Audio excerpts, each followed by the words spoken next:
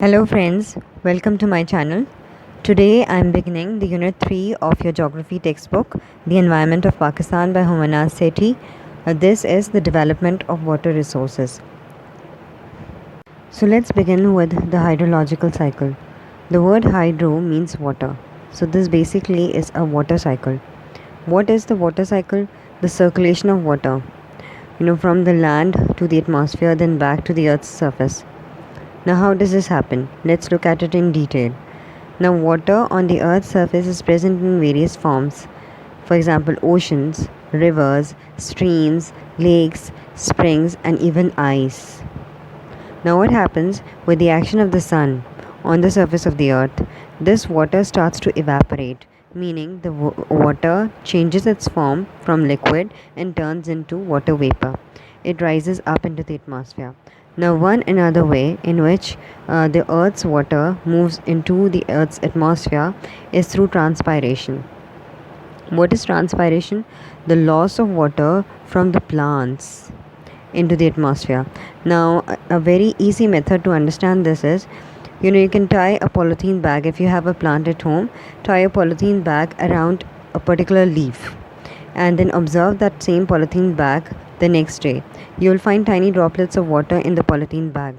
That indicates that the plants also lose out water. In the very similar manner, like how human beings sweat, we sweat off, when there's excessive heat. So this, in the same manner, the plants also give off water. That process is called as transpiration.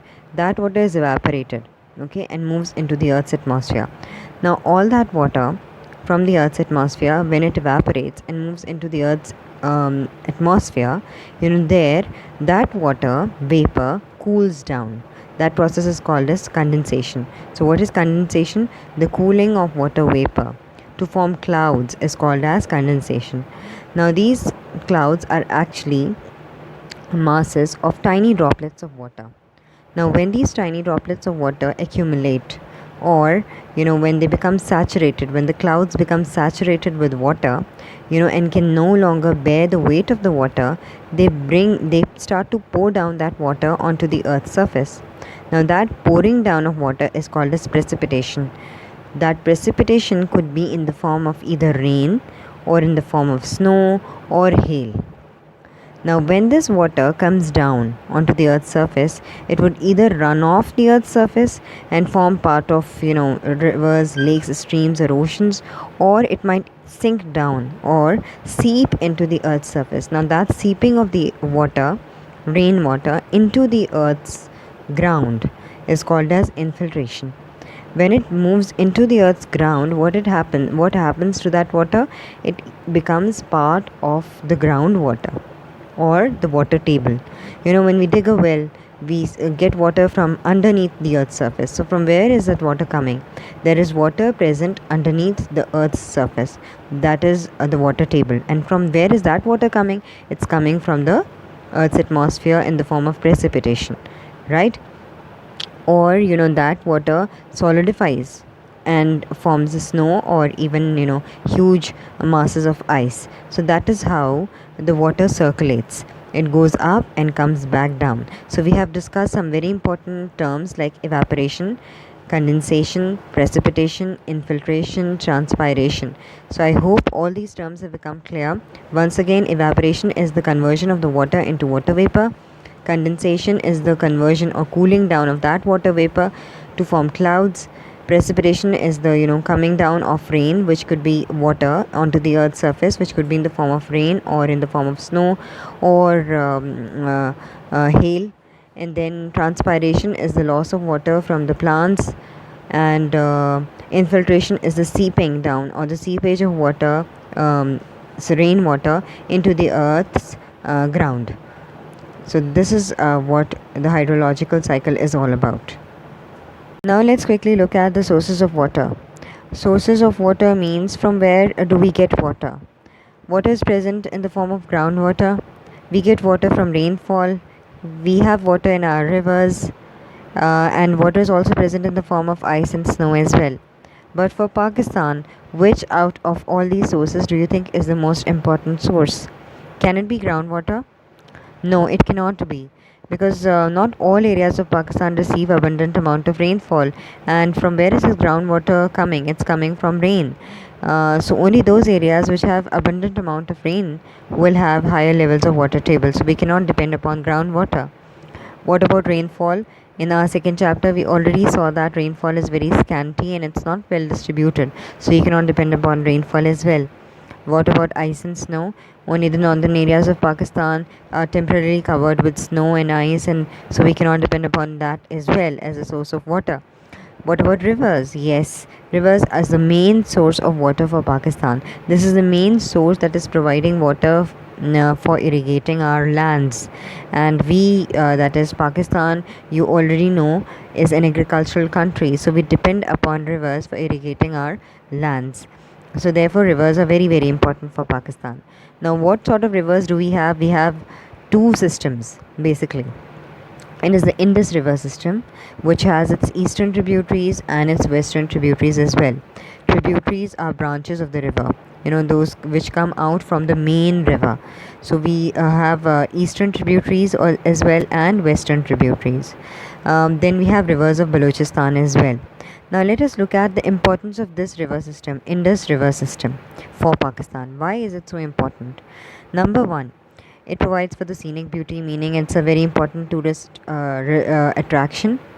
It's very beautiful. Secondly, it provides water to areas which receive no or less rainfall. As we mentioned earlier, we cannot depend solely upon rainfall. So most of the areas that do not receive rainfall depend upon rivers. Then water from the rivers is also used for the generation of hydroelectricity, meaning electricity is being generated through water. And this is usually done in the mountainous areas, and dams are constructed on the rivers, and that's how hydroelectricity is produced. We'll talk about it in detail as we move on in this chapter. Then this river system also adds to the fertility of the land of Pakistan. How is it doing that? Because we discussed that the river has two activities that it does throughout its course. Which are those two activities? Erosion and deposition. So it carries with it alluvium and organic matter, and throughout its course it deposits this onto the land surface, and that is how it makes the land of Pakistan very fertile and fit for agriculture. Then this river system also is the main source for irrigating the lands for agriculture, as I mentioned it earlier. And how is it used for irrigation? Through that main river, canals are dug out, and those canals actually come out from the dams and barrages. What are dams? Dams are massive structures for the storage of water. Barrages are restrictions or impediments in order to check the flow of water. And now we'll be talking about these in detail. You don't have to worry when we discuss the Indus Water Treaty and as we move on in this chapter. Then what is another main use of this system or these rivers? They are used for domestic purposes. River water is used for domestic purposes like washing, cleaning, and drinking, cooking, etc. And it's also used by industries. Industries they have a great use of water, and they derive that water from the rivers. Then it is also a very good spot for fishing.